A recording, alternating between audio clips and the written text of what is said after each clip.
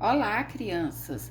Então, nós vamos ler esse livro, Ana Maria Machado, Não se Mata na Mata, Lembranças de Rondon.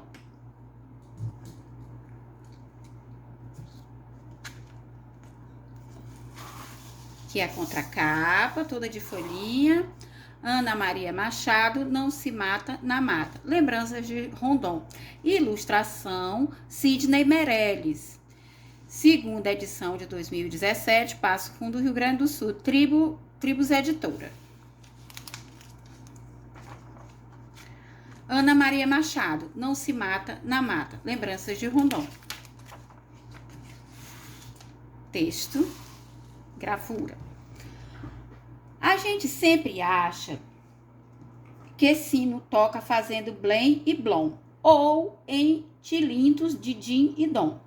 Mas há quem garanta que um dia no céu, ronronando de felicidade, como gatinhos bem contentes, os anjos tocaram sinos que faziam rondom, rondom. Anjos diferentes dos que a gente se acostumou a imaginar. Anjos curumins de cara cabocla, de cor morena e asas com penas de arara, saíra, beija-flor e outras aves da floresta. Foi no dia 19 de janeiro de 1958. Aqui no Brasil, todo mundo estava triste, chorando a morte do maior amigo que os índios já tiveram. Mas no céu, os anjos faziam uma grande festa. Com sinos e cantoria, celebravam a chegada de Cândido Mariano da Silva Rondon. Rondon, Rondon.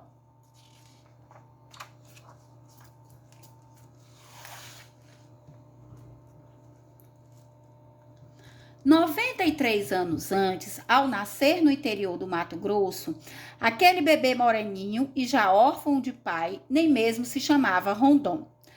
Seu nome era Cândido Mariano Rodrigues. Rondon era só uma espécie de apelido de um tio. Mas pouco antes de morrer, o pai do menino pedira ao irmão Manuel que cuidasse do filho que ia chegar. Por favor, me prometa que vai fazer esta criança estudar. O tio cumpriu a promessa, matriculou o menino na escola em Cuiabá e depois deixou que ele entrasse para o exército, para poder continuar os estudos na Escola Militar do Rio de Janeiro. Anos depois, ao se formar, o rapaz prestou uma homenagem a quem o criara e incorporou o nome de Rondon ao seu sobrenome. Mas o caminho nesta carreira de engenheiro militar foi muito duro. Sem dinheiro, às vezes nem tinha o que comer, por isso tinha saúde fraca. As roupas se gastavam de tanto serem lavadas e usadas de novo. Os colegas debochavam e riam dele, mas Cândido Mariano metia a cara nos livros, estudava muito, conseguiu ser oficial e passou para a Escola Superior de Guerra em 1888.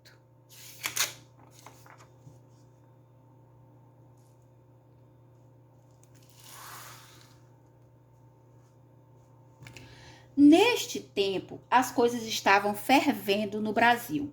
O governo imperial enfrentava uma crise muito séria. A princesa Isabel tinha assinado a Lei Áurea, abolindo a escravidão. Por isso, os antigos donos de escravos ficaram furiosos e se juntaram aos republicanos para derrubar o império.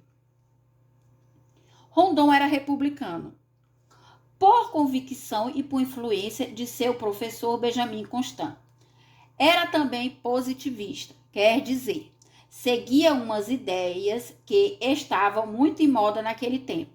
Achava que o país precisava de um governo forte para se desenvolver de forma racional, baseando-se na ciência para buscar uma espécie de ordem natural na sociedade. Quando a República foi proclamada, um ano depois da formatura de Cândido Mariano, a bandeira da jovem nação foi uma sugestão dos positivistas. Por isso é que nela está escrito o lema: ordem e progresso. E logo em seguida, Quando foi necessário cumprir uma missão muito difícil para essa república que começava, Rondon aceitou a tarefa com entusiasmo.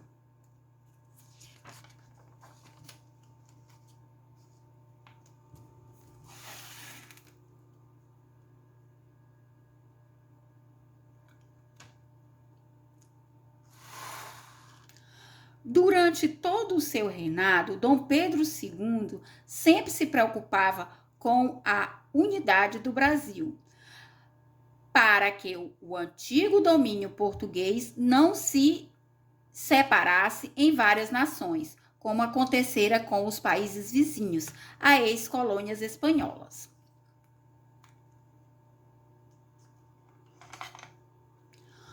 Um dos projetos para manter essa integração era ligar o país todo pelo telégrafo.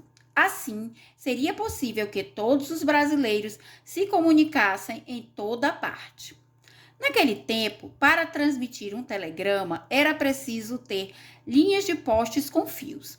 O imperador tinha mandado iniciar estas instalações, mas a República precisava completar sua obra. Havia um problema. Até então, essas linhas passavam por campos, pastos, cidades, lugares habitados. Agora, ia ser preciso continuar pelo meio da mata.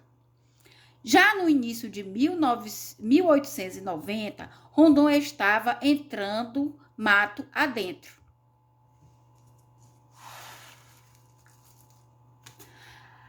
Fazia parte da expedição chefiada pelo Major Gomes Carneiro.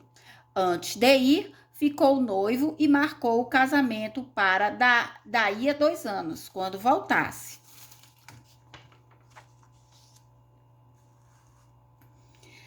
Instalar poste telegráfico não era um trabalho fácil. Além da selva fechada, dos mosquitos, das chuvas fortes, havia o perigo de ataque de índios. O tempo todo, os soldados sentiam que eram vigiados. Às vezes foram atacados, mas o Major Gomes Carneiro ordenou que ninguém atirasse neles e, apesar de toda a tensão e dos problemas, cumpriram sua tarefa. No tempo previsto, a primeira etapa estava feita em Mato Grosso. Mais de 1.500 quilômetros de linhas telegráficas. Missão cumprida. Cândido Mariano voltou ao Rio. Foi ser professor. Casou como prometera a noiva. Logo em seguida, foi nomeado para tomar conta do trabalho que ajudara a construir. Assim, o jovem casal se mudou para Cuiabá.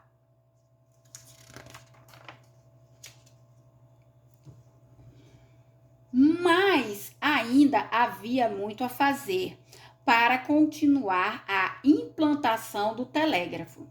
Só que agora seria ainda mais difícil. Ia ser necessário penetrar em florestas fechadas em que o homem branco nunca tinha entrado, lugares que não constavam nos mapas, habitados por índios desconhecidos, infestados por insetos transmissores de doenças perigosas.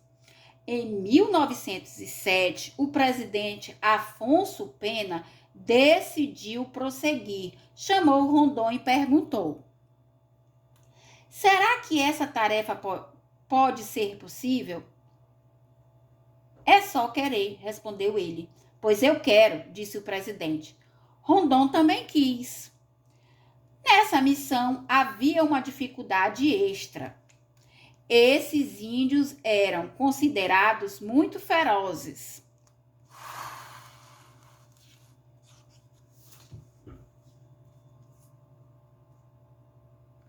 Os poucos contatos com os brancos só haviam lhes trazido doença, exploração e violência. Defendiam sua terra com garra. Só 3 coisas ajudavam Rondon, além do apoio do governo. Era descendente de índios Bororo, Terena e Guará. Já tinha experiência naquele tipo de serviço e tinha paixão pelo Brasil, vendo naquele desafio uma oportunidade para aumentar o conhecimento do país sobre si mesmo e levar o progresso ao interior. Foi isso que deu forças à Comissão Rondon. Em 8 anos, ele e seus homens inauguraram 25 estações telegráficas ao longo de quase 2.700 quilômetros de cabo. Coletaram mais de 23 mil espécimes de animais, vegetais, rochas e objetos indígenas. Puseram 15 rios no mapa e corrigiram várias informações que estavam erradas. Contataram mais de 30 mil índios. A mata era fechada e difícil, mas linda, cheia de aves, plantas e animais silvestres. A expedição, que levava fotógrafo e cinegrafista, depois mostrou ao mundo uma realidade que os próprios brasileiros desconheciam. Mais tarde, Rondon acrescentou também um aparelho chamado ditafone, uma espécie de gravador. Queria registrar tudo, proteger todas as belezas que encontravam. Seu companheiro Roquete Pinto gravava os sons da mata, os cantos dos índios. Tudo aquilo ajudava a formar uma música nova. Sons, ritmos, melodias que depois inspiraram Villa-Lobos em suas composições. À medida que ia conhecendo nossos grupos indígenas, Rondon se admirava com a alegria deles, a harmonia em que viviam, a beleza do seu trabalho com fibras, pinturas, cerâmicas, madeiras, arte plumária. Por isso, trouxe também vários objetos para depois mostrar aos brasileiros. Rondon sentia que tudo isso deveria ser preservado. Anos depois, convenceu as autoridades a fundar o Serviço de Proteção aos Índios, SPI, na qual foi o primeiro diretor e que, muito mais tarde, se transformaria na FUNAI.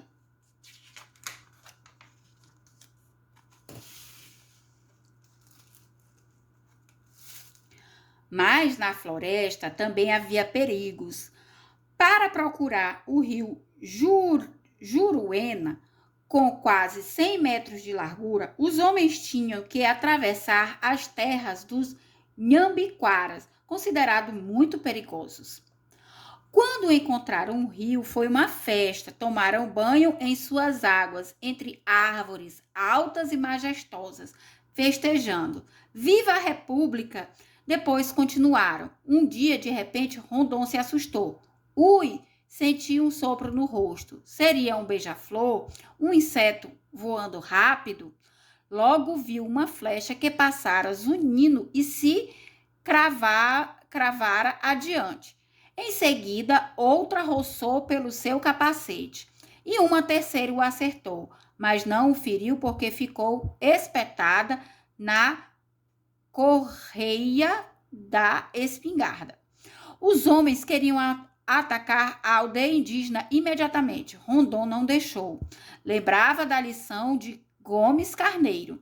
Não, só atirem para o alto, para assustar. Eles estão na terra deles. Vamos nos retirar e deixá-los em paz.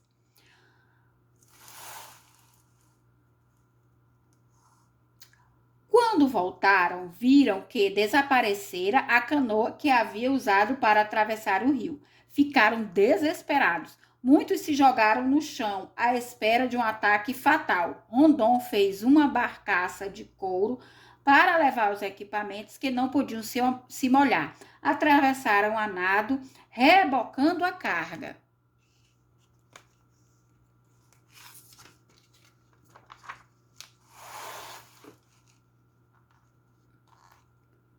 Morrer se preciso, matar nunca.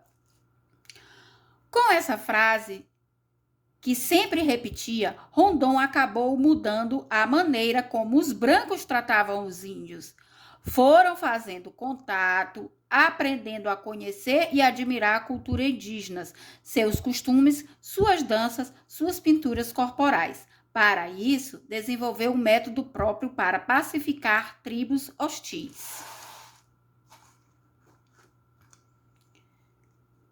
Escolhiam um lugar junto a um rio ou uma estradinha aberta para isso, a fim de que pudessem se retirar com facilidade, receber víveres e guardar os presentes trazidos. No meio de uma clareira, construíam uma casa bem protegida contra flecha, à espera de ataques, de 5 e cercada de arame farpado. Por perto plantavam milho, mandioca, amendoim, raízes, uma roça para terem comidas e também para servir de isca. Mas desde o começo, alguns homens percorriam a mata em volta, deixavam presentes nas trilhas, debaixo de telhadinhos de palha, tesouras, facas, machados, ferramentas, ferro para quem só conhecia a pedra. Lá vem eles. No início, esse era o aviso de ataques. Após recolherem os presentes, os índios levavam mulheres e crianças para longe e tentavam expulsar os invasores. Ou vinham buscar mais ferramentas e levar as colheitas. Ninguém atirava neles. No máximo, davam tiros para o alto, mas só se houvesse tentativa de invasão da casa. Depois de meses, os índios começavam também a deixar objetos nos lugares onde apanhavam os presentes.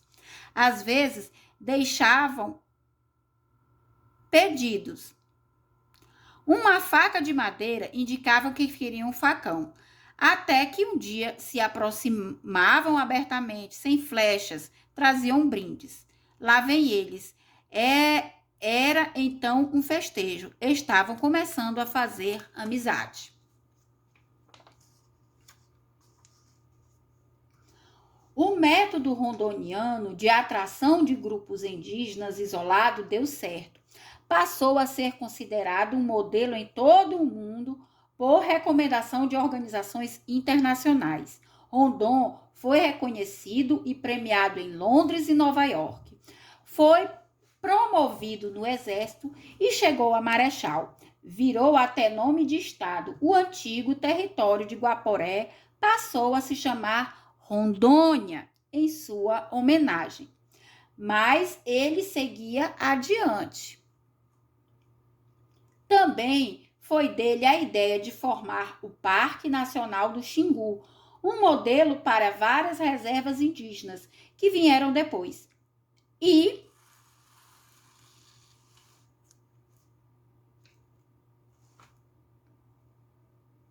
principalmente foi dele o exemplo para uma filosofia indigenista brasileira, que formaram várias equipes de seguidores. Esse foi o maior legado de Rondon.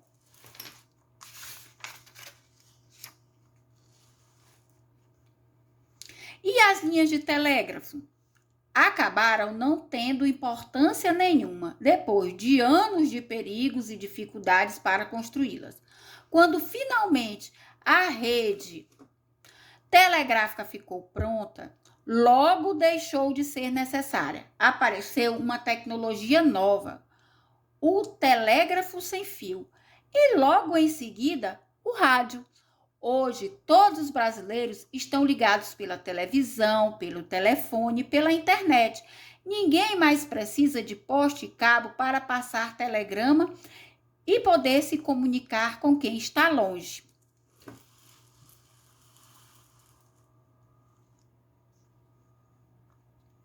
Mas ainda bem que Rondon topou entrar pela mata adentro para construir a rede telegráfica. Graças a ele, apesar de todos os perigos e ameaças e de uma história de violência, os índios passaram a ter algum tipo de proteção em seus contatos com o resto da nação. E nós todos podemos nos conhecer melhor.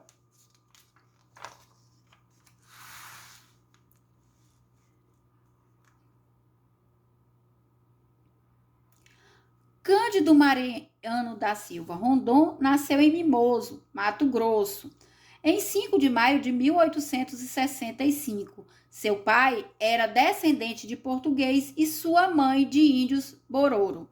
Órfão aos 2 anos de idade, viveu com os avós até os 7. Mudou-se para Cuiabá, para a casa de um tio. Formou-se professor primário com 16 anos e ingressou na carreira militar e logo depois mudou-se para o Rio de Janeiro para estudar na escola militar. Formou-se em matemática e ciências físicas e naturais. Ainda estudante, participou dos movimentos abolicionista e republicano. Tornou-se professor de astronomia e mecânica na escola militar, cargo do qual se afastou em 1892. Neste ano, se casou com Francisca Xavier, com quem teve 7 filhos e foi nomeado chefe do Distrito Telegráfico de Mato Grosso. Foi então designado para a comissão de construção da linha telegráfica que ligaria Mato Grosso e Goiás.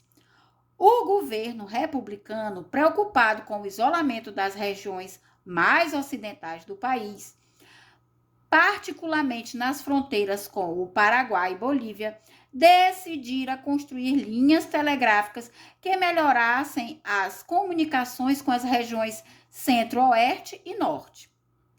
Rondon foi o sertanista mais importante que desbravou esta região. Abriu caminhos, lançou linhas telegráficas, registrou a topografia, descobriu rios, estudou a flora e a fauna, mas, principalmente, estabeleceu relações respeitosas com os índios, desmistificando a imagem de violentos e assassinos que se construíra a respeito dos primitivos habitantes do Brasil. Seu lema, morrer se for preciso, matar nunca, foi sempre seguido e respeitado. Em 1910, criou e dirigiu o Serviço Nacional de Proteção aos Índios.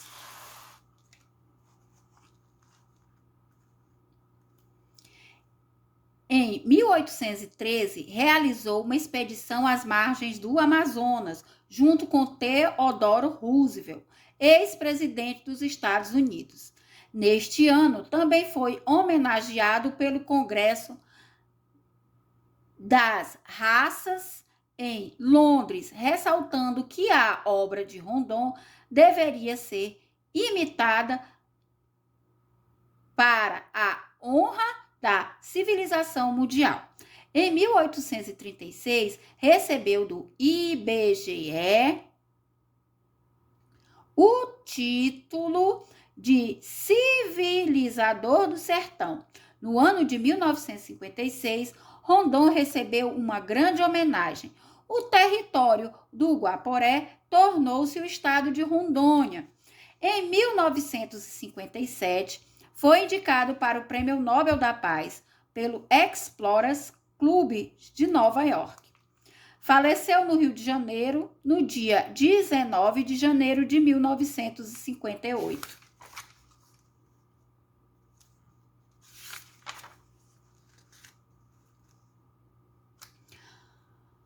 Ana Maria Machado, ocupante da cadeira número 1 da Academia Brasileira de Letras. É uma das maiores autoras da literatura brasileira contemporânea, tendo recebido inúmeros prêmios no Brasil e no mundo, inclusive o prestigiado prêmio Hans Christian Andersen, pelo conjunto de sua obra.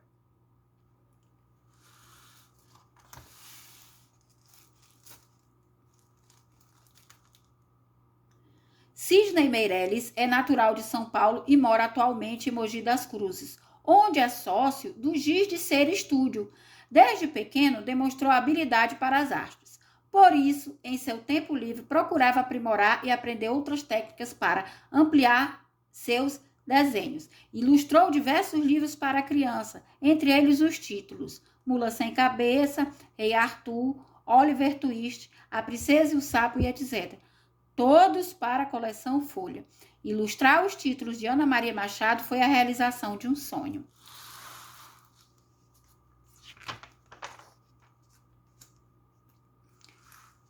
Fim.